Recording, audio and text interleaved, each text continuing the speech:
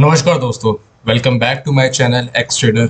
My name is Abhyuday Vikram Singh और आज मैं आपके सामने स्मॉल कैप कैटेगरी का एक ऐसा फंड लेके आया हूँ जिसने कुछ पास्ट ईयर्स में काफ़ी अच्छे रिटर्न्स दिए हैं, स्पेशली लास्ट 5 ईयर्स में। आप थंबनेल देख के समझ गए होंगे कि मैं कौन फंड हाउस की बात कर रहा हूँ और कौन फंड हाउस में जो बेस्ट फंड इस समय परफॉर्म कर रहा है उसका नाम है क्वांट स्मॉल कैप फंड। इस फंड को हम एसआईपी पर्पज़ के लिए देखेंगे और ये भी फाइंड आउट करने की कोशिश करेंगे कि अगर किसी ने इसमें 5 साल पहले कुछ इन्वेस्टमेंट की होती है तो आज उसके क्या रिटर्न्स बन रहे होते। और उस बेसिस पर हम ये भी फाइंड आउट करने का ट्राई करेंगे कि हमारे लिए फ्यूचर्स में इसमें क्या पॉसिबिलिटीज बन रही है, क्या हमें इस फंड में इन्वेस्ट करना चाहिए या नहीं। तो चलिए स्टार्ट करते हैं इस वीडियो को फंड की एनालिसिस के साथ।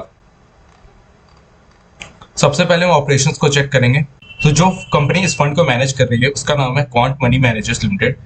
वेबसाइट इनकी दी हुई है www.quantmutual.com। इंसेप्शन डेट इनकी है 23/09/1996 और जिसके मैनेजर हैं Sanjeev Sharma and Vatsav Sehgal. Quant small cap की जो एनएवी वैल्यू चल रही है इस समय 254.40 के अराउंड है और जो टोटल नेट एसेट इनके पास है इस टाइम पे वो 20,164 करोड़ का है। इस फंड में अगर किसी को लमसम करना है तो मिनिमम अमाउंट वो 5,000 से स्टार्ट कर सकता है, बट मैं इस फंड में एसआईपी की सलाह दूंगा। एग्जिट लोड इस फंड में 1% है। अगर 1 साल से पहले आप एग्जिट लेते हैं इस फंड से या विड्रॉ करते हैं तो 1% का आपको चार्ज देना होगा। 1 साल के बाद करते हैं तो आपका एग्जिट लोड 0 है। एक्सपेंस रेशियो 1.64 है जो स्मॉल कैप कैटेगरी का हमेशा इतना आसपास रहता है। 1.50 से लेकर 1.75 के अराउंड ही आपको हमेशा एक्सपेंस रेशियो देखने को मिलेगा। ये एक्सपेंस रेशियो बहुत नॉमिनल है, ना बहुत ज्यादा है ना बहुत कम, ठीक ठाक है। अगर फंड ने किस सेक्टर में कितना वेटेज दिया, अगर इस चीज को हम चेक करें तो बेसिक मटेरियल्स में 15.77 है, कंज्यूमर सिनिकल में 7.65, फाइनेंशियल सर्विसेज में 21.04। फाइनेंशियल सेक्टर में काफी ज्यादा एक्टिव हैं ये लोग। रियल एस्टेट में 1.26, काफी नॉमिनल सा अमाउंट लगा के रखा हुआ है। एनर्जी सेक्टर बहुत अच्छा दिख रहा है यहाँ से 13.52 एंड इंडस्ट्रियल सेक्टर में 14.91% का इन्वेस्टमेंट इन्होंने करके रखा हुआ है। टेक्नोलॉजी में बहुत लिमिटेड है 4.36, होपफुली फ्यूचर में थोड़ा सा बढ़ा लेंगे टेक्नोलॉजी, बट अभी बहुत लिमिटेड ही करके रखे हुए हैं। कम्युनिकेशन सर्विस में 4.61% की इन्वेस्टमेंट है। कंज्यूमर डिफेंसिव में 5.60% का इन्वेस्टमेंट करके रखा है। हेल्थ केयर सर्विस में 7.83 जो काफी अच्छा रिजल्ट यहाँ पे शो करेगा आगे जाके इनको। यूटिलिटीज में 3.44% की इन्वेस्टमेंट ये करके रखे हुए हैं। कुछ टॉप होल्डिंग्स की बात करें तो जितनी भी टॉप कंपनीज आएंगे सबके इन्वेस्टमेंट इन्होंने करके रखी हुई है। रिलायंस इंडस्ट्रीज में 9.64% का इन्वेस्टमेंट ये ऑलरेडी करके रखे हुए हैं। सबसे बेहतरीन चीज है जियो फाइनेंशियल सर्विसेज में भी इन्होंने 6.81% इन्वेस्टमेंट करके रखा हुआ है। आरबीएल बैंक में 3.13 है। हिंदुस्तान कॉपर लिमिटेड में 3.39% इन्वेस्टमेंट करके रखे हुए हैं। बीकाजी फूड इंटरनेशनल लिमिटेड में भी काफी अच्छी इन्वेस्टमेंट है, 3% के करीब का इन्वेस्टमेंट उसमें भी करके रखे हुए हैं। अरविंद लिमिटेड में 2.09% का इन्वेस्टमेंट करके रखे हैं। पीएनबी में भी 1.96 की इन्वेस्टमेंट ये करके रखे हुए हैं। इनके पास जो total number of equity holdings है वो 91 स्टॉक्स में ये इन्वेस्टमेंट इन्होंने करके रखी हुई है अपनी।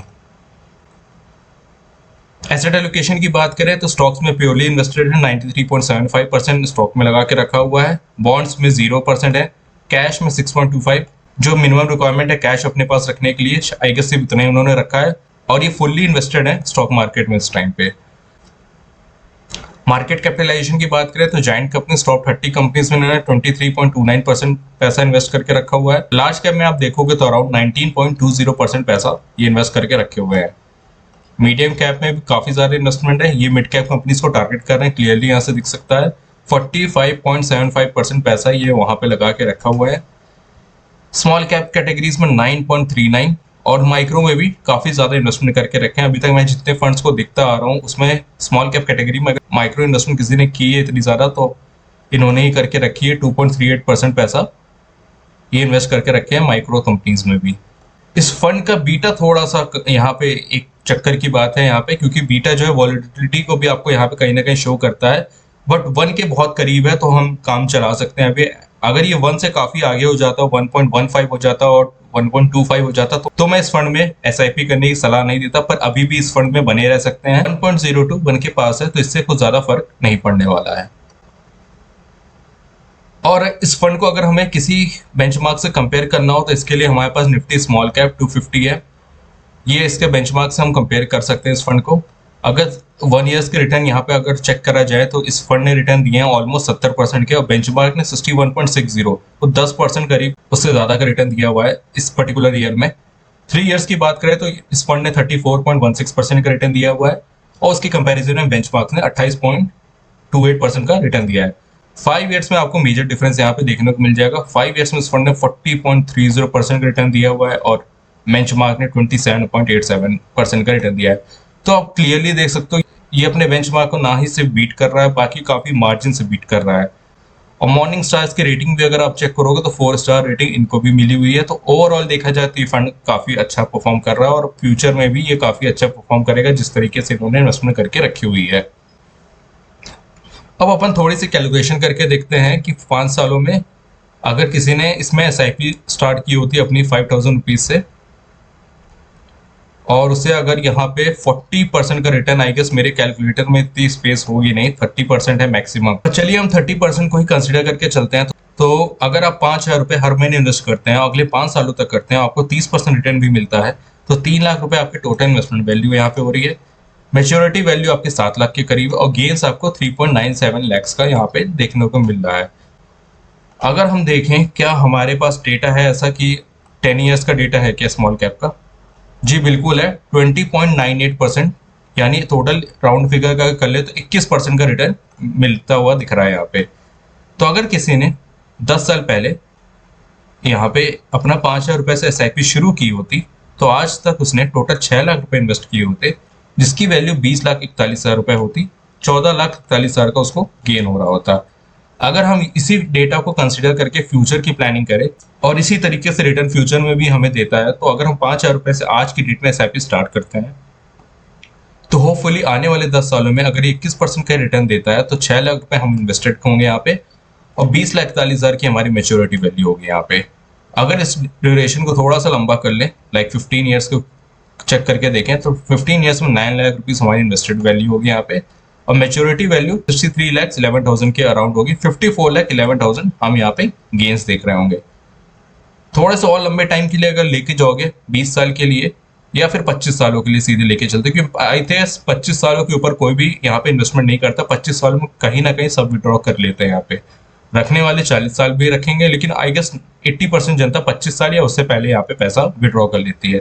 अब 25 सालों तक अगर रिटर्न्स में थोड़े से हम यहाँ पे कम करके चलते हैं, क्योंकि हो सकता है लंबे समय में फंड जो रिटर्न्स दे रहा है उसमें थोड़ी सी कमी है, तो इसलिए हम 18% ऑन एवरेज लेके चलते हैं। तो अगर 5,000 रुपए आप 25 साल तक इन्वेस्ट करते हैं और आपको 18% का रिटर्न यहाँ पे मिलता है, तो आप इन 25 सालों में आपने टोटल इन्वेस्टमेंट जो किया होगा वो 15 लाख का होगा, और मेच्योरिटी वैल्यू उसकी 2.91 CR, ऑलमोस्ट 3 करोड़ के पास होगी, और 2.76 CR की यहाँ पे आपको गेन्स दिख रहे होंगे।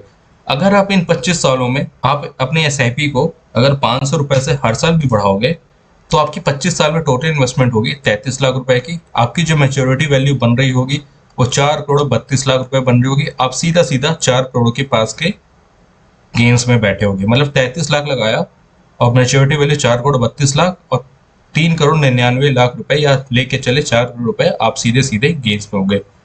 तो मेरे अकॉर्डिंग ये फंड किसी भी एंगल से आपके लिए घाटे का सौदा नहीं होने वाला है। आगे आने वाले सालों में आप इसमें 15 साल 20 सालों के लिए आराम से इन्वेस्टमेंट करके रह सकते हैं। जिन कंपनीज में इन्होंने इन्वेस्टमेंट करके रखी हुई ये सारे टॉप कंपनीज हैं। मिड कैप में भी अच्छा खासा इन्वेस्टमेंट करके रखा, और मिड कैप वही कंपनीज है जो आगे जाके लार्ज कैप या स्मॉल जाइंट कंपनीज में कन्वर्ट हो जाएंगी। तो जिन्होंने पहले से इन्वेस्टमेंट करके रखी है उनको सलाह ये है कि इस फंड में बने रहे, और जिसको फ्रेश SIP स्टार्ट करनी है आज की डेट में करनी है, तो उसके लिए सबसे सही फंड मुझे जो लगता है, अगर क्वांट फंड हाउस के साथ आपको जाना है तो क्वांट स्मॉल कैप फंड में आप इन्वेस्टमेंट अपनी स्टार्ट कर सकते हैं। अगर ये वीडियो आपको अच्छी लगी और आपकी नॉलेज में थोड़ा सा भी इजाफा होता है इस वीडियो के थ्रू, तो please like share and comment करना बिल्कुल ना भूलिएगा। अगर किसी भी तरह का डाउट आता है तो कमेंट सेक्शन में आप हमसे पूछ सकते हैं। हमारा ऐप का लिंक भी डिस्क्रिप्शन बॉक्स में दिया हुआ है, आप ऐसे कैलकुलेटर्स खुद से यूज कर सकते हैं, और मॉर्निंग स्टार की रिपोर्ट भी दी हुई है, तो आप इजिली वहां से हर एक फंड की रिपोर्ट को भी चेक कर सकते हो। हर एक फंड का रिटर्न्स भी यहाँ पे दे के रखा हुआ है। 5 ईयर्स में क्या रिटर्न्स है, 7 ईयर्स में क्या रिटर्न्स है, एंड 10 ईयर्स में क्या रिटर्न्स है, मिनिमम लमसम कितना होगा, मिनिमम SIP कितना से आप स्टार्ट कर सकते हैं, NAV वैल्यू क्या है, और AUM साइज क्या है हर फंड का। और अगर आप हमारी ऐप के थ्रू रजिस्टर करते हैं तो हमारी पूरी टीम आपका पोर्टफोलियो डिजाइन करने में आपकी पूरी हेल्प करेगी, और जहां जरूरत रही मैं पर्सनली आपकी पोर्टफोलियो को खुद डिजाइन करूंगा।